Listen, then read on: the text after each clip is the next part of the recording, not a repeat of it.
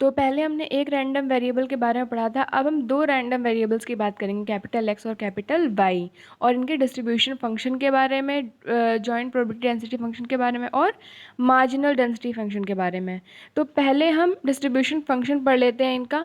तो अगर हमारे पास 2 डायमेंशनल रैंडम वेरिएबल है एक्स और वाई, तो उसका जो डिस्ट्रीब्यूशन फंक्शन होगा हम इस तरीके से उसको डिफाइन करेंगे, capital F X Y bracket में X comma Y equals to capital P bracket में capital X less than equal to X comma capital Y less than equal to Y. तो जब हमारे पास एक ही रैंडम वेरिएबल होता था तो हम सिंगल वेरिएबल के लिए डिस्ट्रीब्यूशन फंक्शन डिफाइन करते थे, और इसमें हमारे पास दो हैं तो उन दोनों को हम कलेक्टिवली टर्म में ला रहे हैं, डिफाइन कर रहे हैं मतलब। ठीक है, तो अब जॉइंट डेंसिटी फंक्शन कैसे होगा? तो जब हमारे पास एक ही रैंडम वेरिएबल हुआ करता था तो हम क्या करते थे, उसको मतलब डेंसिटी फंक्शन बोलते थे। ठीक है, तो अब हमारे पास जब दो रैंडम वेरिएबल हैं तो हमने उन दोनों की डेंसिटी फंक्शन को एक ही में मिला के क्या बोला, जॉइंट डेंसिटी फंक्शन। और अगर हम जॉइंट डेंसिटी फंक्शन में से सेपरेटली एक्स और वाई की निकाल दें तो हम उन्हीं दोनों डेंसिटी फंक्शन को बोलते हैं मार्जिनल डेंसिटी फंक्शन। तो एक एग्जांपल के थ्रू समझते हैं कि जॉइंट डेंसिटी फंक्शन और मार्जिनल डेंसिटी फंक्शन क्या होता है। तो ये जो स्क्रीन दिख रही है इसमें क्या है कि जो P11 है, P12 है एंड सो ऑन Pnn तक है, वो हमें जॉइंट प्रोबेबिलिटीज़ दे रही हैं किसकी, x1 और y1 पे जो हमारी प्रोबेबिलिटी होगी, x1 और y1 पे वो हमारी P11 होगी, x2 और y2 पे जो हमारी प्रोबेबिलिटी होगी वो P22 होगी। तो ये किसकी जॉइंट प्रोबेबिलिटी दे रही है, x2 की और y2 की। इस तरीके से हम देखें अगर xn और y1, तो ये जो Pn1 है ये हमारी जॉइंट प्रोबेबिलिटी दे रही है xn और y1 की। तो अगर हमें मार्जिनल प्रोबेबिलिटी निकालनी है तो हम क्या करते हैं कि हमारे पास अगर हमें y इक्वल्स टू y1 की निकालनी है तो y इक्वल्स टू y1 ऐसे ही रहेगा। हम इसको कैसे करेंगे, इस तरीके से, अगर हमें y इक्वल्स टू y1 निकालना है तो हम क्या करेंगे, summation over x P X equals to X I comma Y equals to Y. ठीक है, तो एक्स आई का क्या मतलब है कि ये जो सारे x1 x2 x3 xn है ये प्लस हो जाएंगे और y इक्वल्स टू क्या रहेगा, y ही रहेगा। इस तरीके मतलब इसको y1 हम कहेंगे। ठीक है, और इसी तरीके से अगर हमें y2 की निकालनी हो तो यहाँ पे y2 हो जाएगा। और similarly on the same basis हम x की निकाल सकते हैं, कैसे, पी एक्स इक्वल्स टू, अगर हमें x1 निकालना है तो हम क्या करेंगे, समेशन ओवर y कर देंगे, जैसे कि हमने समेशन ओवर x किया था जब हमें y1 की प्रोबेबिलिटी चाहिए थी। तो एक सेकेंड,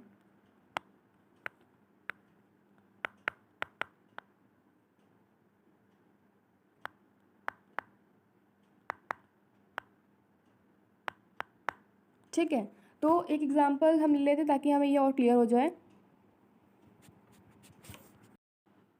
तो हमें ये क्या दिया गया है, जॉइंट डेंसिटी फंक्शन, और हमें इससे क्या निकालना है, मार्जिनल डेंसिटी फंक्शन। तो मैंने कहा था कि अगर हमें एफ एक्स इक्वल्स टू 0 और 1 निकालना है तो हम क्या करेंगे, मतलब capital X equals to X के लिए बताया था तो इसको हम क्वेश्चन में अप्लाई करेंगे। तो अगर हमें पी एक्स इक्वल्स टू 0 के लिए निकालना है तो हम क्या करेंगे,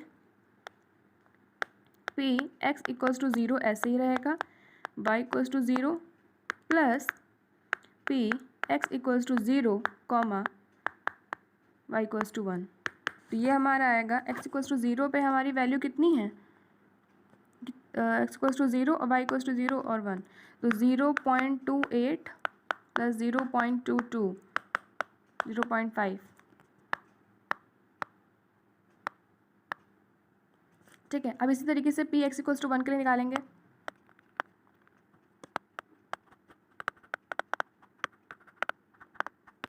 तो x इक्वल्स टू 1 हमारा ये है, और x और y इक्वल्स टू 0 ये और ये,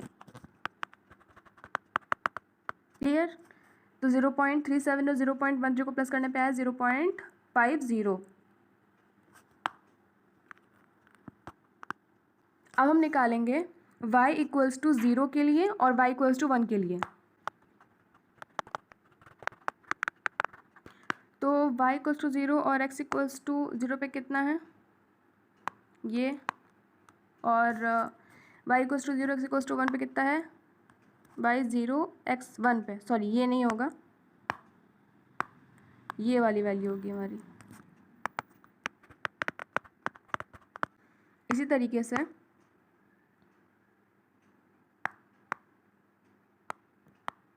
y इक्वल्स टू 1 के लिए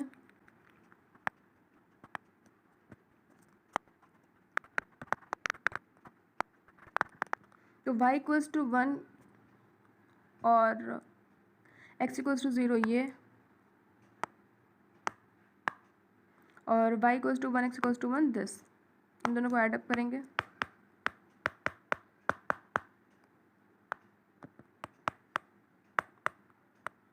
तो ये आ गया हमारा 0.35, और इन दोनों को ऐडअप करने पे भी 1 आएगा और इन दोनों को ऐडअप करने पे भी हमारा आंसर आएगा 1।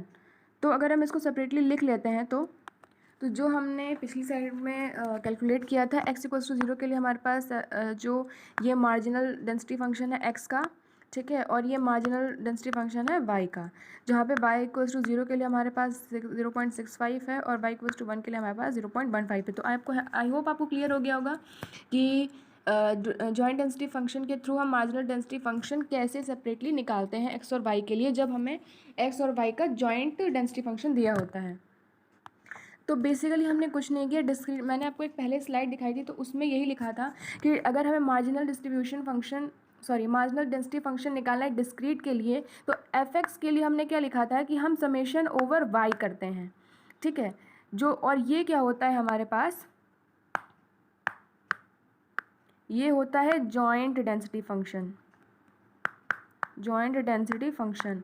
इसी तरीके से ये भी हमारे पास जॉइंट डेंसिटी फंक्शन लिखा होता है, सॉरी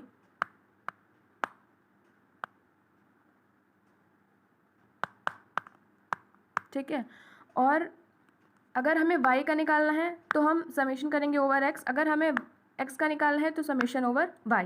तो इसी तरीके से कंटिन्यूस में हम क्या करते हैं, अगर हमें x का निकालना होता है तो हम y होल मतलब y के रिस्पेक्ट में इंटीग्रेट कर देते हैं, और अगर हमें y का निकालना है तो हम ओवर x इंटीग्रेट करते हैं, जिससे कि हमारा x का टर्म पूरा हट जाता है और सिर्फ y का टर्म बचता है, तो हमारा वो मार्जिनल डेंसिटी फंक्शन होता है y का, और जब हम x के रिस्पेक्ट में इंटीग्रेट करते हैं तो हमारे सिर्फ x का टर्म बचता है और वो मार्जिनल डेंसिटी फंक्शन हो जाता है x का।